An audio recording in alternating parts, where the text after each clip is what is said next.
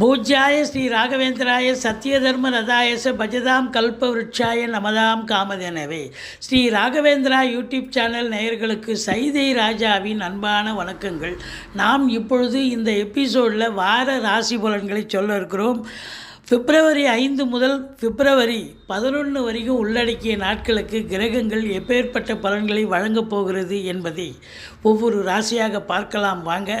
9/2/2024 சர்வ அமாவாசை வருகிறது.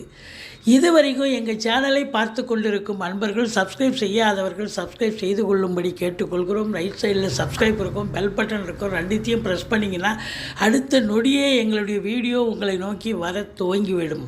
வாங்க ராசிக்குள் செல்லலாம். கும்பராசி காலபுருஷனுக்கு 11வது ராசி. சனி பகவான் ஆட்சி பெறும் வீடு. இப்பொழுது சனி பகவான் கும்பத்தில் தான் இருக்கிறார், ஆட்சி பீடத்தில். மூலத்திரிகோண வீடு. ஒரு கிரகம் மறுபடியும் அந்த இடத்துக்கு வந்து அமர்றதுக்கு 27 ஆண்டு காலம் ஆகும்.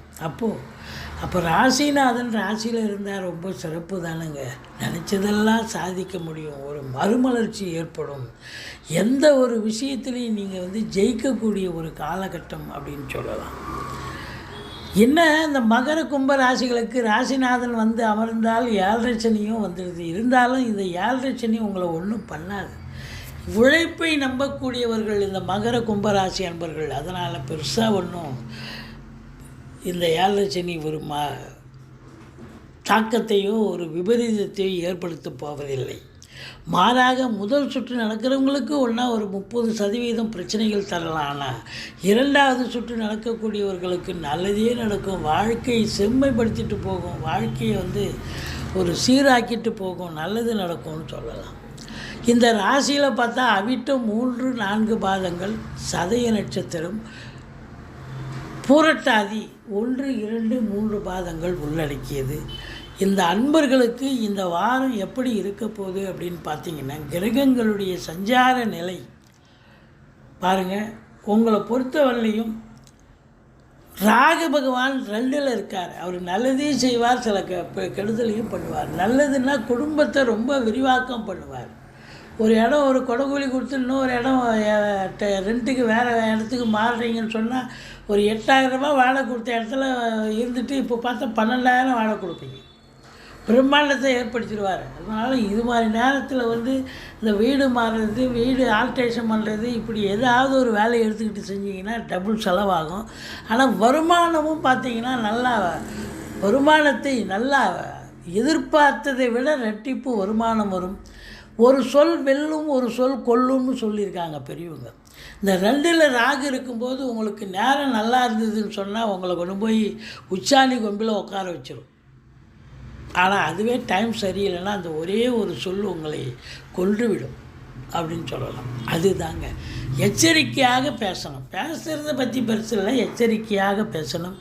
மற்றபடி குடும்பத்தில் சண்டை சச்சரவு பிரச்சனைகள் வரலாம்.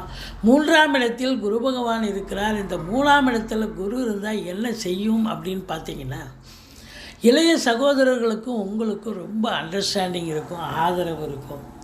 எடுக்கின்ற எந்த முயற்சியாக இருந்தாலும் அது வந்து ஒரு இமாலய வெற்றி பெறக்கூடிய ஒரு அமைப்பு கண்டிப்பாக இருக்குது அப்படின்னு சொல்லலாம். தூர தேசத்திலிருந்து நல்ல தகவல் வர இருக்கிறது. மற்றபடி இந்த 7ஆம் இடத்தை குரு பார்ப்பது என்பது இந்த கும்பராசியில் பிறந்த அன்பர்களுக்கு, திருமணம் ஆகாதவர்களுக்கு திருமணத்திற்கான ஒரு நல்ல தகவல் நடவடிக்கைகள், செயல் நடவடிக்கைகள் பண்ணுவாங்க. இது சுப நிகழ்ச்சிகள் நடக்கும். கணவன் மனைவி ஒற்றுமை 7ங்கிறது கணவனுக்கு மனைவி ஸ்தானம், மனைவிக்கு கணவன் ஸ்தானம். குடும்பத்தில் தான் சண்டை வரும். ஆனால் கணவன் மனைவிக்குள்ளே பார்த்தா ரொம்ப அண்டர்ஸ்டாண்டிங்காக இருப்பாங்க, ஒற்றுமையாக இருப்பாங்க. நண்பர்கள் வட்டாரம் விரிவடையும். நண்பர்களால் நல்லதே நடக்கும். நீங்கள் வேலை பார்க்குற இடம், தொழில் பண்ணுற இடம், உத்தியோகம் பார்க்குற இடம், அக்கம் பக்கம், எதிரோடு பக்கத்தோடு, நண்பர்கள், உறவினர்கள் எல்லோருமே உங்களுக்கு ஆதரவாக இருப்பார்கள் என்று சொன்னால் மிகையாகாது. ஏன்னா 7ஆம் இடம் என்பது அற்புதமாக இருக்கிறது குரு பார்வையில். 8ஆம் இடத்துல கேது இருக்கிறார். இந்த வெளிவட்டார பழக்க வழக்கங்களில் கொஞ்சம் எச்சரிக்கையாக இருங்க. தேவையில்லாமல் அடுத்தவங்களுக்கு பஞ்சாயத்து பண்ணுறேன், அடுத்தவங்களுக்கு நல்லது செய்கிறேன்னு மூக்க நோச்சு ஏதாவது ஒரு பிரச்சனையை நீங்களே வாங்கி கட்டிட்டு வராதிங்க. சாதாரணமாக நீங்கள் சிவனேன்னு இருந்தாலே உங்களை தேடி பிரச்சனை வருது.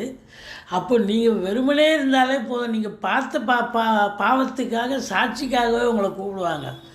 அதனால் போலீஸ் ஸ்டேஷன், கோர்ட்டு, வம்பு வழக்குன்னு தேவையில்லாத பிரச்சனைகள் வரும். எச்சரிக்கையோடு இருங்கள். 9ஆம் இடம் குரு பார்வையில் இருக்குது. குருவருளும் திருவருளும் நிறைந்து இருப்பதால் வெளியூர் வெளிநாட்டு பயணம், அது உயர்கல்விக்காக இருக்கலாம், உத்தியோகத்துக்காக இருக்கலாம், இல்லை சொந்த தொழிலுக்காக இருக்கலாம், எதற்காக நீங்கள் சென்றாலும் கண்டிப்பாக அதை சாதிக்கக்கூடிய ஒரு காலகட்டம் இருக்குது. ஒரு சிலர் ஆன்மீக பயணம், இன்ப சுற்றுலான்ற பேரில் வெளிநாடு போயிட்டு வந்தாலும் நல்லதே நடக்கக்கூடிய ஒரு சூழல். இந்த 10ஆம் இடத்தை ராசியில் இருக்கும் சனி பார்க்கிறார்.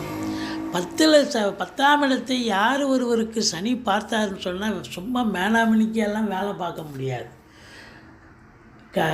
உடல் அதாவது கசங்கி போட்டுக்கிற ட்ரெஸ்ஸு கூட அழுக்காகும். அந்த அளவுக்கு ரொம்ப ஒரு இன்வால்மெண்ட்டாக வேலை பார்த்தீங்கன்னா தான் ஓரளவுக்கு நல்ல பேரோடு இருக்க முடியும். நிர்வாகத்துலேயும் இல்லை வேலை பார்க்குற இடத்துலையும் 8 ஹவர் டியூட்டின்னா 10 ஹவர் வேலை பார்க்க வேண்டிய சூழல் ஏற்படும். மற்றபடி 11ஆம் இடம் ஒரு பார்வையில் இருப்பது, சுக்கிரன் அமர்ந்திருப்பது என்பது முதல் திருமணம் முறிவு ஏற்பட்டு 2வது திருமணத்திற்காக காத்திருப்பவர்களுக்கு கூட நல்லதே நடக்கும். தொட்டதெல்லாம் தொடங்கப் போகிறது, தொடாததெல்லாம் தொடங்கப் போகிறது. உங்களை பொறுத்தவரையிலையும் 12ஆம் இடத்தில் சூரியன், புதன், செவ்வாய். சூரியன் தகப்பன் வழியில் செலவினங்கள் ஏற்படலாம். அவருக்கு தேக ஆரோக்கிய குறைவு ஏற்பட்டு மருத்துவ செலவு. புதன் கிரகம் இருக்குது. தாய்மாமன் மற்றும் மைத்துனர் வகையில் சுப செலவுகள், அவங்க வீட்டு விசேஷத்துக்கு எதாவது போயிட்டு வருவீங்க, சுப செலவுகள் வரலாம். செவ்வாய் இடம் வாங்கக்கூடிய, அதாவது பூமி வாங்கக்கூடிய ஒரு அமைப்பு இருக்குதுன்னு சொன்னால் அப்போ அது சுப செலவு தானே. இப்படி சுப செலவுகளும் அசுப செலவுகளும் சேர்ந்தே வரக்கூடிய ஒரு காலகட்டம் இருந்த போதிலும் உங்களுக்கு இந்த கும்பராசியில் பிறந்த அன்பர்களுக்கு இந்த வாரம் உற்சாகம் நிறைந்த ஒரு வாரம். பேசுவதில் நாவடக்கம் தேவை, மற்றபடி குறை ஒன்றும் இல்லை. நினச்சதையும் சாதிக்க போகிறீங்க, நினைக்காததையும் சாதிக்க போகிறீங்க. பிள்ளையாரை வழிபாடு செய்யுங்கள், ஈஸ்வரனை போற்றுங்கள். வாழ்க்கை வளமோடும் நலமோடும் அமையப்போகிறது. எங்களுடைய வீடியோ பிடிச்சிருந்தால் லைக் பண்ணுங்கள், ஷேர் பண்ணுங்கள், சப்ஸ்கிரைப் பண்ணுங்கள். மறக்காமல் சப்ஸ்கிரைப் பண்ணுங்கள். நன்றி. வாழ்க வளமுடன்.